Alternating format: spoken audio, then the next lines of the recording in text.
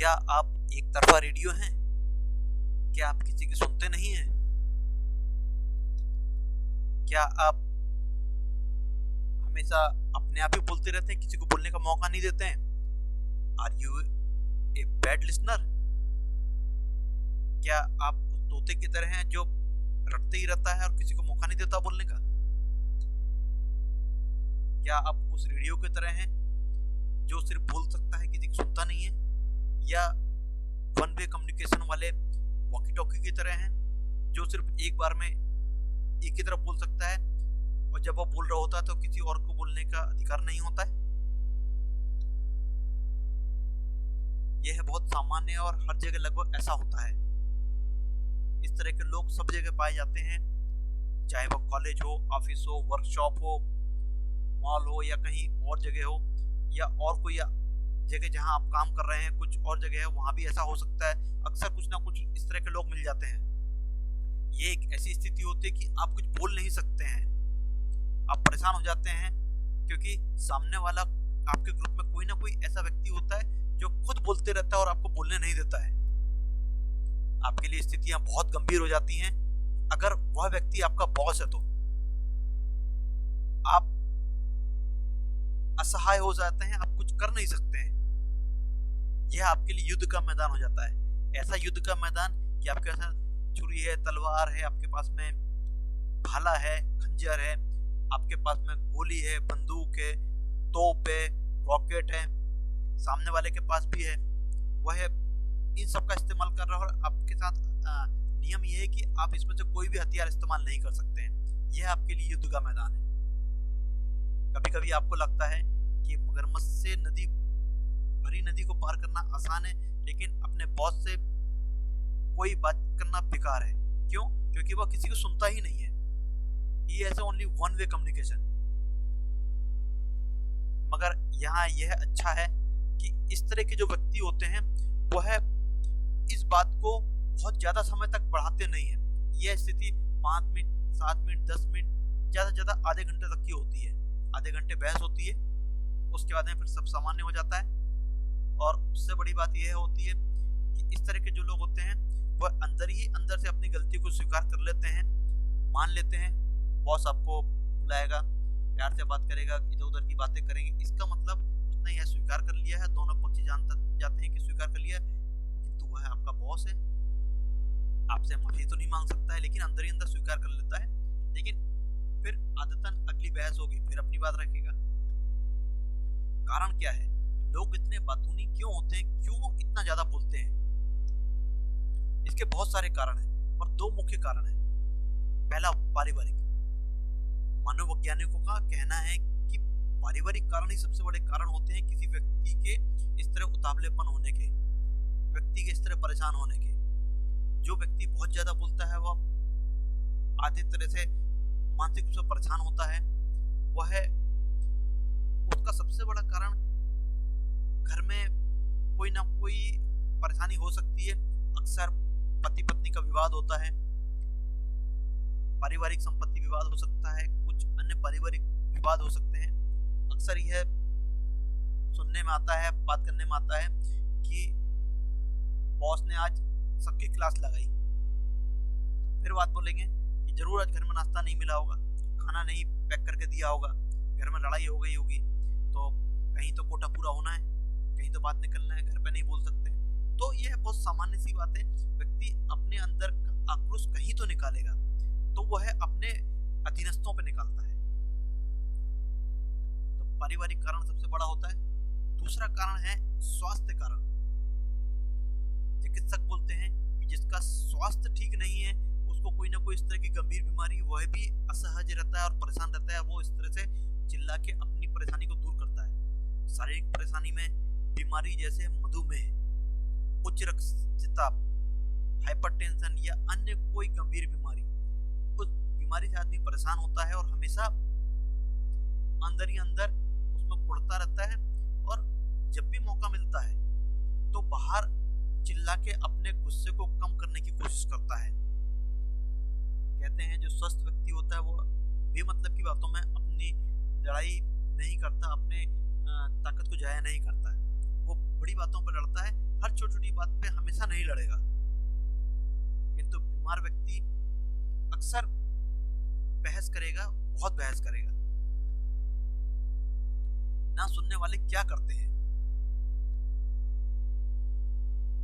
ना सुनने वाले तिल का ताड़ बनाते हैं, छोटी सी बात को बहुत बड़ा बना देते हैं। अक्सर आपने देखा होगा ऑफिस में, कार्यालय में, कोई छोटी सी बात है, अगर आपका बॉस शांत स्वभाव का नहीं है और वो है बहुत ज्यादा बात करने वाला है, तो छोटी सी बात को खींच के इतना बड़ा विवाद बना देगा। जो बात छोटी सी बात में खत्म हो सकती थी, चलो छोड़ दो, उस बात को बोल बोल के फिर अपनी आपकी को रखने के लिए उस बात को बहुत बड़ा बना देता है।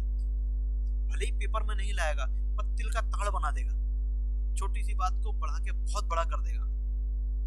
खुद की सराहना करना, इस तरह के व्यक्ति हमेशा आत्म प्रशंसनीय होते हैं, खुद की प्रशंसा करते रहते हैं, दूसरों के बारे में बात नहीं करेंगे, सिर्फ अपने बारे में। मैंने ऐसा कर दिया, मैंने कर दिया ऐसा, मैं था इसलिए ऐसा हो गया, मैं नहीं होता तो ऐसा हो जाता है, मेरे कारण हो रहा है, देखो मैंने ये कर दिया, देखा। वो हमेशा खुद की ही सराहना करते रहता है, खुद को ईमानदार बताना। इनमें एक बहुत बड़ी बात होती है कि हमेशा खुद को लॉयल बताएंगे। मैंने देखो इतने कम में काम करा दिया, देखो मैंने कितना अच्छा काम करा है, अगर मैं नहीं होता तो ऑफिस बिक गया होता, मैं नहीं होता तो कंपनी बिक जाती, मैं ही ईमानदार हूँ, मैं समय पे आता हूँ, समय पे काम करता हूँ, आप लोग हराम की तनख्वाह लेते हैं। वह खुद को ईमानदार बताने के साथ में सामने वाले को यह बताता है कि आप मेरे बराबरी में नहीं हो। दुर्व्यवहार करना, इस तरह का व्यक्ति अक्सर दूसरों के साथ दुर्व्यवहार करता है, हमेशा नहीं करेगा, लेकिन जब भी बहस होगी, जब भी कोई वार्तालाप होगा, तो वह अपनी ही बात करता रहेगा और दूसरों को इंसल्ट फील होगा कि हमारी बेइज्जती हो रही है। इस तरह का ख्याल नहीं रखना। इस तरह का व्यक्ति अपने स्तर का ख्याल नहीं रखता है, वह अपने बराबर के अफसरों से तो बहस करता ही है, अपने ऊपर के अफसरों से भी कर लेता है, अपने नीचे के लोगों के स्तर लोगों से भी बहस कर लेता है, कई बार अपने ड्राइवर से बहस कर लेता है। अक्सर यह देखा जाता है कि वह काम करने वाले सफाई कर्मचारी, उनसे भी बहस कर बैठता है किसी भी बात के लिए। वह अपने स्तर का कभी ख्याल नहीं रखता है, क्योंकि गुस्सा उसके ऊपर चढ़ता है, दौरा चढ़ता है, तो वो हमेशा इस तरह का काम करेगा। सबसे बड़ा इनके अंदर एक जो भाव होता है, अहम ब्रह्मास्मि, मैं ही ब्रह्मा हूँ, मुझे सब कुछ आता है। वह ऑफिस का काम भी करेगा, तो टाइपिंग चलानी भी आती है, मैं कंप्यूटर भी चलाता हूँ, तो कंप्यूटर भी आता है मुझे बिजली का काम भी आता है, बिजली का फिटिंग मैं तुमको करके बताता हूँ कैसे करते हैं। नल कैसे ठीक करते तुमको नहीं पता, आप काम नहीं करवा सकते हो लेबर से, मैं आपको नल ठीक करके बताता हूँ, लाओ ये पाना लाओ। प्लम्बिंग का काम कर लेगा, मुझे वेल्डिंग करनी आती है, सोफा बना सकता हूँ मैं, ठीक है। वह खुद घर का नक्शा बना सकता है, मुझे नक्शा बनाना आता है, भले ही नहीं आता लेकिन वो सबके सामने बताएगा उसमें क्या है, मैं बताता हूँ नक्शा बनाना। वह खुद रिपेयरिंग कर सकता है अपने घर की, अरे मैं रिपेयर कर सकता हूँ, तुमको नहीं पता, सीमेंट लाना, उसमें ये नाप करना है, उसके लिए ये रेशो लगेगा। वह खुद मकान का नक्शा भी बना सकता है, मैं आर्किटेक्ट भी हूँ, तुमको क्या पता है। ऐसा दुनिया में कोई काम नहीं है जो वह नहीं कर सकता है।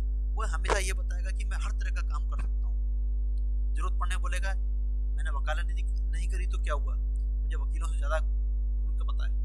और मजे की बात तब आती है जब वो अपने ऑफिस में काम करने वाले सफाई कर्मचारी को ये बोलता तुम्हें झाड़ू लगाने नहीं आती, इतने साल हो गए, लाओ मैं बताता हूँ। उस समय वह झाड़ू भी लगा सकता है।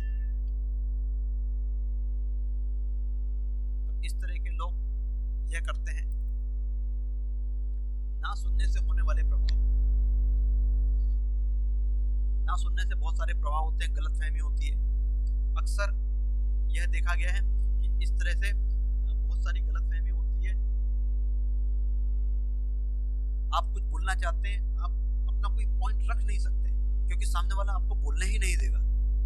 कई बात ऐसी होती है कि कुछ काम के लिए बोला जाता है, वो काम नहीं हो पाया और आप अपनी सफाई देना चाहते हैं किंतु आप अपनी सफाई नहीं दे सकते। क्यों?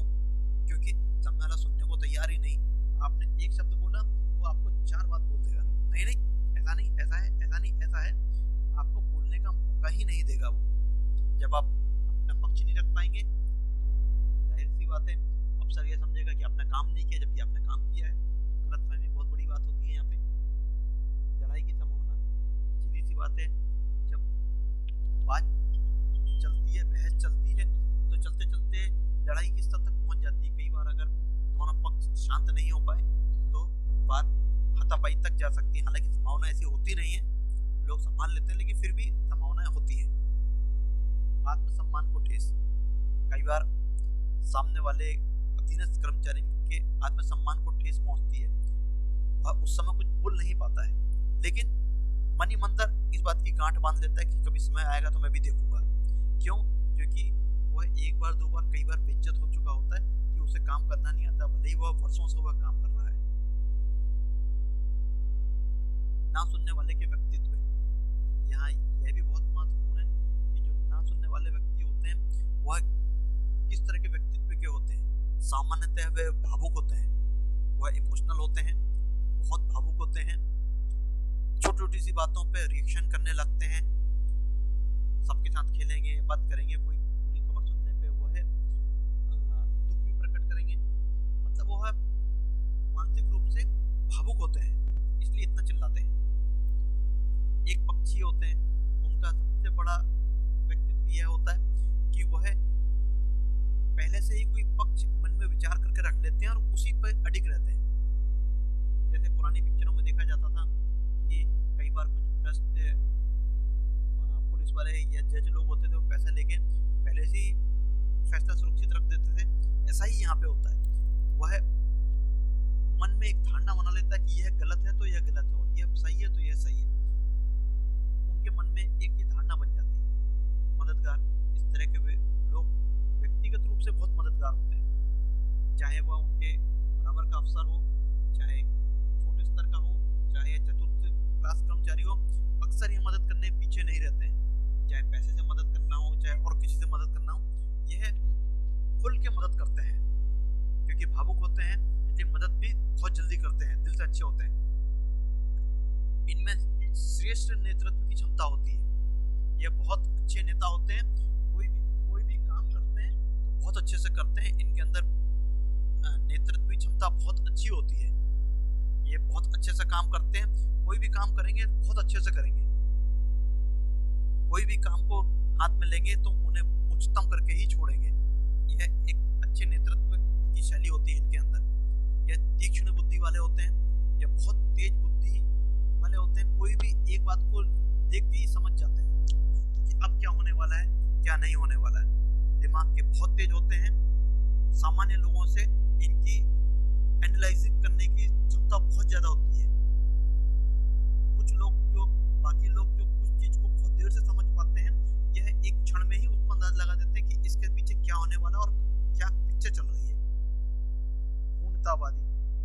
पूर्णतावादी मतलब परफेक्शनिस्ट मतलब हम इसको इस शब्दों में बोल सकते हैं कि आजकल जैसे ऐड चल रहा है एरर फ्री, जीरो एरर पद्धति वाले लोग यह चाहते हैं कि इनके इसमें कोई भी कमी नहीं रहे, कोई भी काम पूरे परफेक्टली से किया जाए।